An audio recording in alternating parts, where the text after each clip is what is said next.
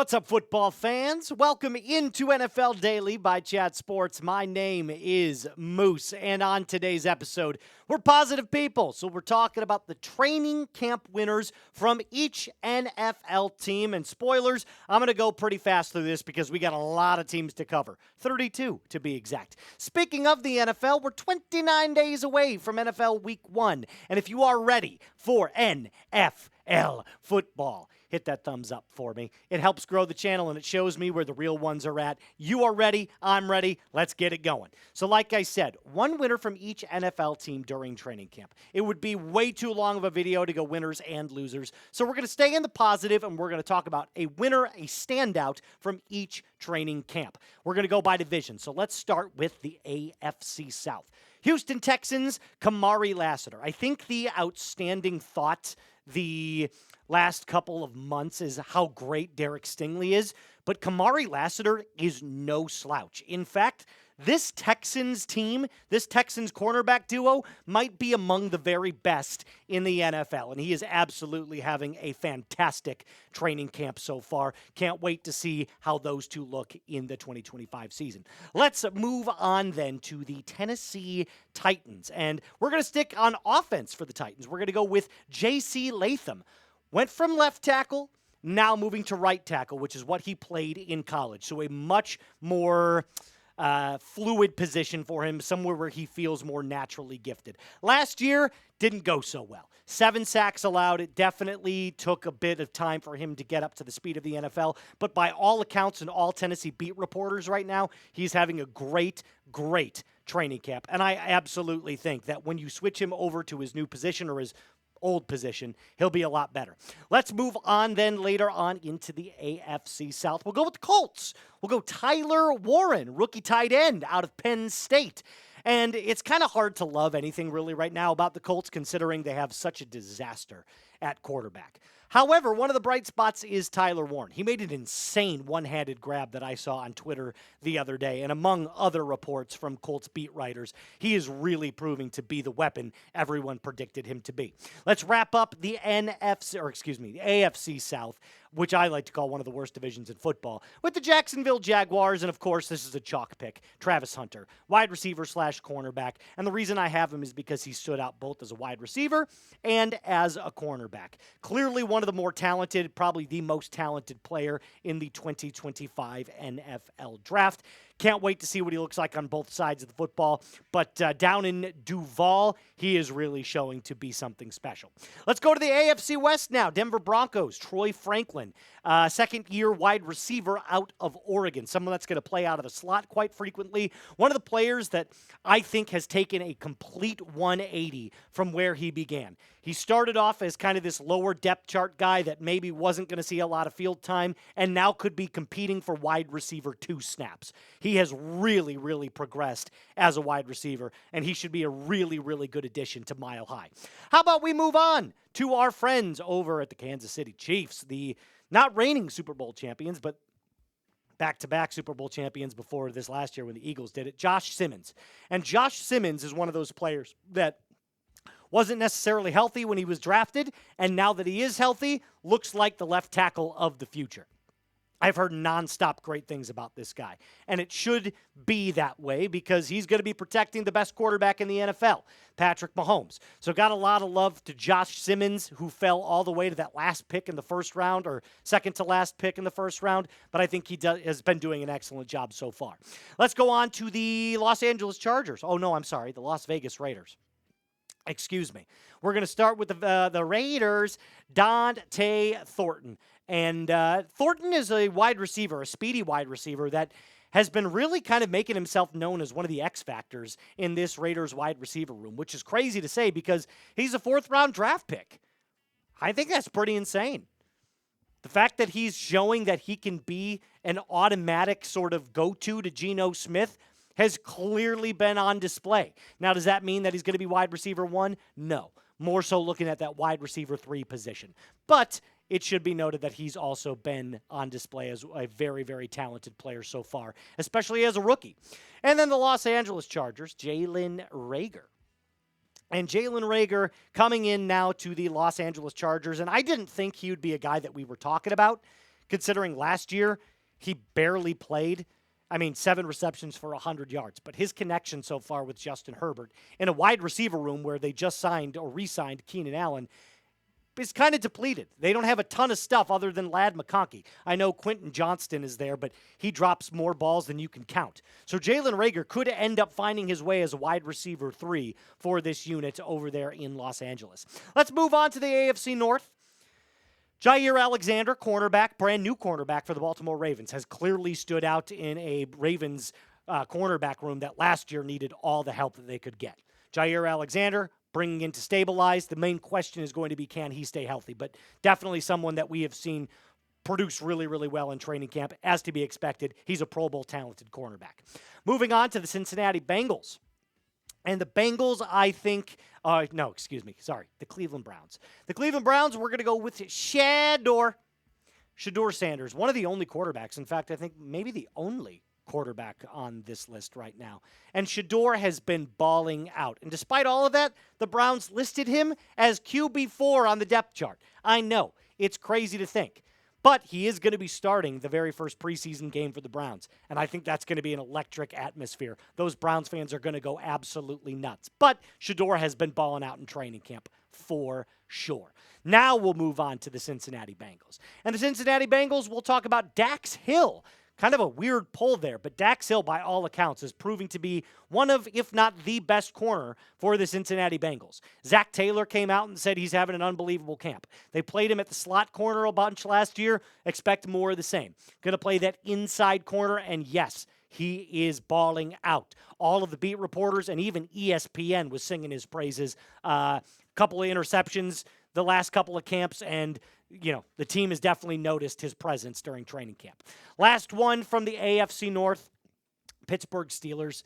Jalen Ramsey, brand new corner for the Pittsburgh Steelers. This doesn't need to be, a whole lot of deep dive for Jalen Ramsey. He's a stud, and the Steelers got an absolute baller, but he is showing out for sure.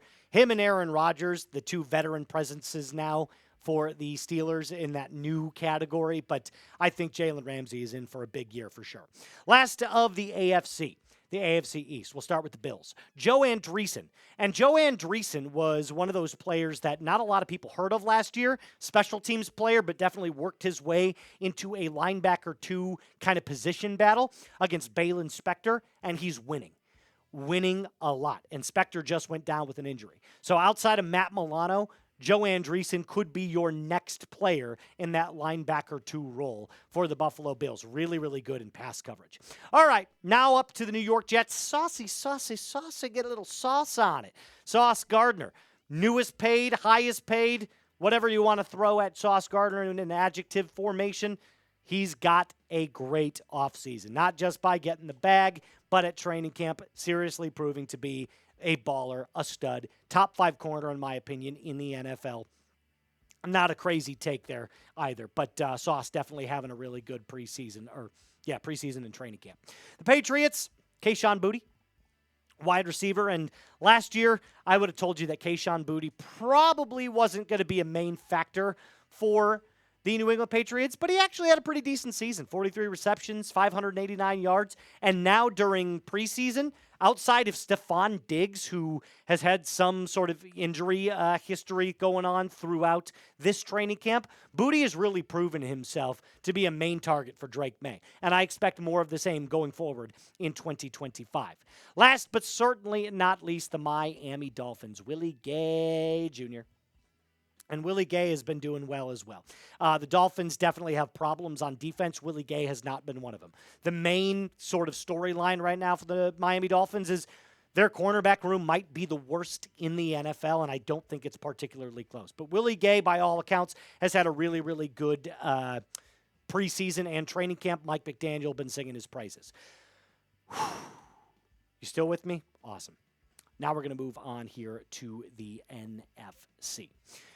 Before we do that, guys, the NFL season is starting, and if you want to get your hoodies, make sure you do it with the link that I've put in the comments and description of today's video. Chatsports.com/NFL hoodie. If you use this link, you can sport the very best hoodies that are super lightweight, super comfortable, and super stylish in your favorite team and your favorite team's colors. Like I said, all you have to do is go down to the comments and description of today's video or chatsports.com/NFL hoodie and start shopping today. All right, we're going to move on to the NFC now. I appreciate everybody sticking around. Here we go. We're going to start with the NFC South. Atlanta Falcons. James Pierce Jr., edge out of Tennessee. Rookie draft pick out of Tennessee.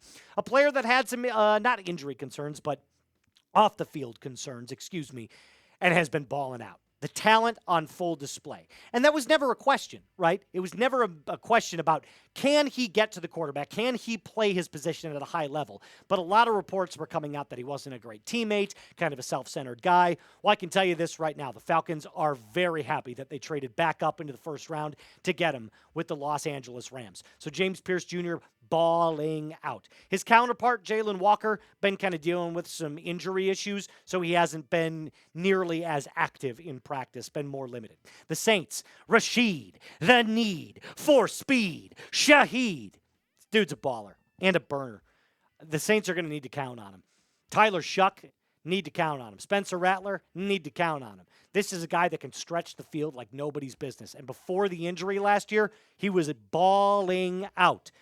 He's picking up right where he left off, burning Saints defenders over and over and over again during training camp. Rashid Shaheed, definitely a stud and a standout for the Saints right now. How about the Panthers? Ted McMillan, by all accounts, there's been a lot of really bad stuff over at the Carolina Panthers training camp practices. Ted McMillan, not one of them. In fact, he's one of the lone bright spots. Bryce Young has clearly found a rapport with him. He's going to be a number one target, in my opinion, for Bryce Young over a guy like Xavier Legette. So look for Ted McMillan to have a very big preseason, and heading into week one, he'll probably have that established connection with Bryce Young right away. Last but not least in the NFC South, the Tampa Bay Buccaneers, Jamil Dean.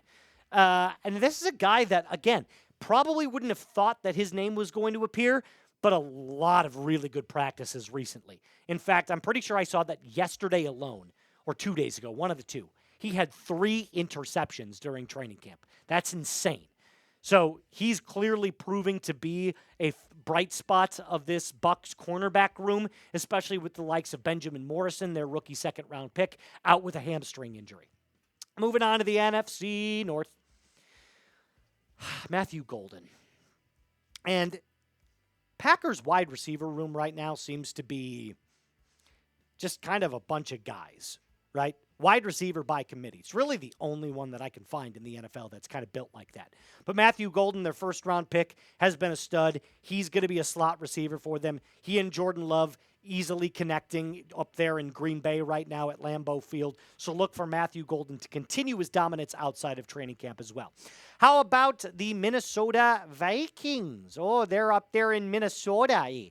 Dallas Turner, the edge, who last year took a little bit of time to get going, but towards the end of the season definitely showed out, and now he's continuing that hot streak into training camp. Lots of times getting to J.J. McCarthy, lots of times getting into the backfield, causing disruptions. Dallas Turner, by all accounts up there for Skol Vikes, he's definitely doing really, really well, and all the Vikings beat reporters have noted that. The Chicago Bears, someone that I fully expected to see have a great training camp, and I was so happy to see it. Rome Odunze, clearly now the wide receiver 2 after Keenan Allen is gone. He's only behind DJ Moore, but Ben Johnson's new offense will feature Rome Odunze heavily, and it's clear that he's adapted to that offense like this. Caleb Williams, maybe not so much, a little bit more growing that needs to be done there. But Rome Odunze lights out during training camp, and I can't wait to see what he and DJ Moore look like. Last but not least, the Detroit Lions, Avonte Maddox, defensive back. Notice I didn't put cornerback or safety for this one. It's because he's been doing both, and he's had picks on both positions. In fact, he's really proving to be this dual threat defensive back right now. And believe it or not, he's not even a cornerback 2 or a cornerback 1. In fact, he's kind of proving right now that against even the lesser competition of training camp, he is really proving to be an absolute stud for the Detroit Lions. So look for him to get some more playing time, especially when preseason rolls around. Still watching with us? Good. Type me in the comment section down below. If you're a real one and you're still watching Moose do his thing, type me in the comment section. I appreciate everybody that's still around. We got a couple of more divisions left to go. Until then, let's move on to the NFC East. Dallas Cowboys, Kaiir Elam, the trade from the Buffalo Bills just a couple months ago, actually, this happened. Kaiir Elam with Jerron Bland out has really stood out. He is clearly the cornerback too. Savone Revel is another guy to keep an eye on, the rookie out of Eastern Carolina, but I don't necessarily know if he's quite ready for this spotlight yet. Kaiir Elam definitely has playing experience, veteran experience, albeit definitely didn't give his best over there in Buffalo, but he's having a very good camp. Moving on to our friends over at the Washington Commanders? No, it's the New York Giants, the New York Football Giants. Big Blue. Thank you, producer Casey. Abdul Carter, who has had a very, very good camp. Fully expected it to, right? This guy is a generational pass rusher. At least that's what we predicted him to be. He is like Micah Parsons 2.0. He, Kayvon Thibodeau, and Brian Burns are a trio from hell. They're going to make that defensive line unit a absolute nightmare to play against. I don't know how good the Giants are going to be, but Abdul Carter definitely will be a bright spot for that team moving forward. The Eagles, Moro Ojomo, I think I'm saying that correctly. I'm going to be completely honest. Our Eagles host, Mr. Chase Sr., kind of put me on to this guy right here. And by all accounts, another player that is having a very, very good training camp. The Eagles do something so much better than every other team in the entirety of the NFL. They always get their lines right. So they find these guys that are maybe not necessarily like studs or star players, and they turn them into those. So I can definitely see where Moro can turn into one of those players for the Philadelphia Eagles. Last but certainly not least, the Washington Commanders. Mike Sainristil, cornerback.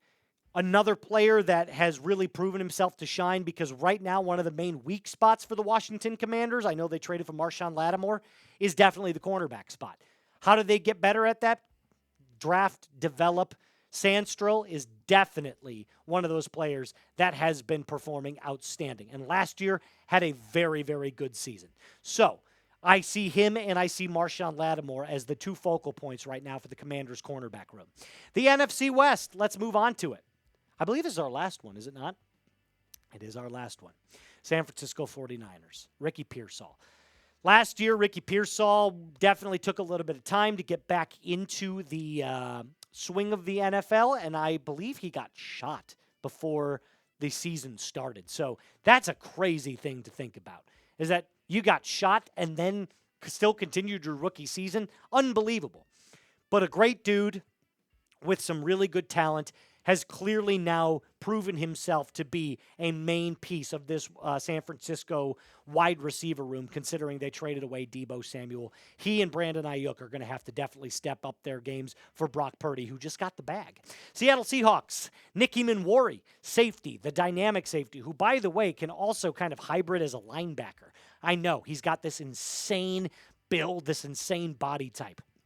And he is just as hard-hitting, by all accounts, for the Seattle Seahawks defensive unit as you predicted him to be. He's going to be one of those players that you're going to be like, whoa. He is going to be like that guy, that dual threat ability where you move him up into the box sometimes, and then sometimes you drop him back in coverage. That dual threat ability is going to be on full display. The last two, here we go. Los Angeles Rams, Jarquez Hunter, running back, rookie out of Auburn. A player that is kind of like a bowling ball with legs, in my opinion. Considering Blake Corum last year didn't necessarily do nearly enough to prove that he's earned that running back 2 spot. I know Kyron Williams just got the bag as well, so he's clearly locked that spot up. But Jarquez Hunter can prove to be a very nice complement to what Kyron Williams does really, really well, which is more speed. He's also got a little bit of a fumbling issue.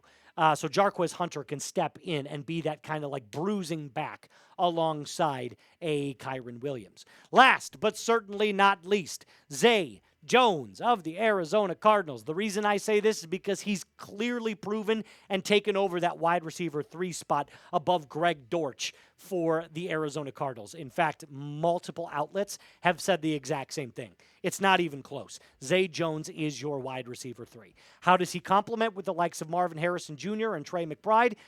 Very much wait to be seen. But I'm expecting much bigger things from the Cardinals in 2025.